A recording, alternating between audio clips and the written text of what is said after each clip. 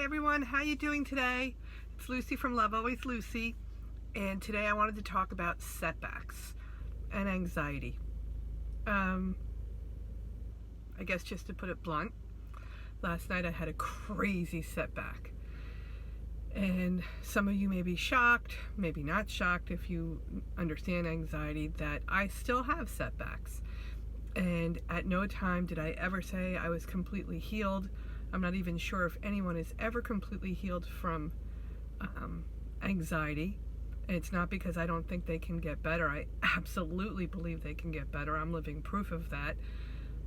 What I mean is when you allow your barrel to get too full, it overflows. And I have been stressed out with so many different things. My kids coming and going from college, going on their first vacations alone, my other daughter getting her license, me trying to get this book launch together, writing another journal coming up right on the tails of getting the book out, probably not eating right. I had been sick. I'm not exercising because I've been sick for the last couple of weeks with the flu. I'm on the tail end of that right now. So all of that put together it just had my barrel overflowing. And because of that, symptoms began. And I wanted to ignore them at first, and I think that's what we all do when we're feeling a little bit better, is we want to ignore what we don't want. And by ignoring it, I just kept doing more of the same and not emptying my barrel. And I knew it was coming. I knew it was going to happen. And last night, just as I thought, I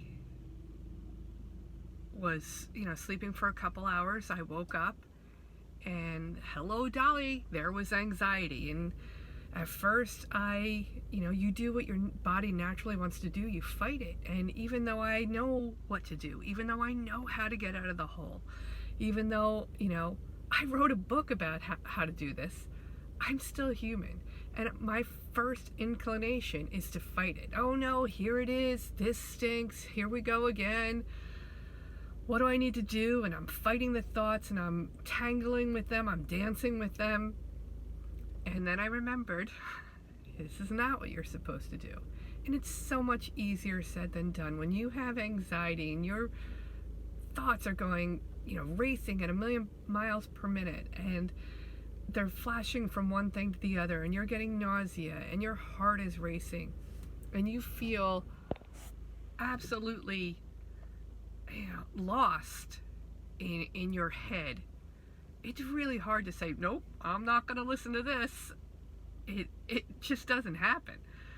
So, slowly, baby steps as I talk about, I walked my way out of it, and it still wasn't working. And I was like, So I knew this wasn't just quote unquote anxiety as I talk about my book. It was also a food related sensitivity which led to anxiety. And if you read my book, you see how all of those things are under the umbrella of anxiety, but there are different triggers to get there. And I went back on what I ate that day. It was ridiculous. I went to the movies and I had candy and popcorn. I even had half a glass of wine. These are things I know will add, especially to a full barrel. It's going to lead to symptoms. So in the middle of the night when I was trying to do the exercises for, letting the adrenaline go and just accepting it, part of it I knew was also a food sensitivity, which you do the same things to get rid of it. However, what helps for me is to wrap my brain around the fact this is going to go. I ate the wrong foods for me. It's okay. It's all okay. And this is just my body reacting to that. And when I did that, and I said I love myself no matter what, even with these crazy symptoms, I was able to doze off. Now, don't get me wrong, it wasn't right away. It was probably after about a half hour and a little bit of complaining to my husband, but it worked.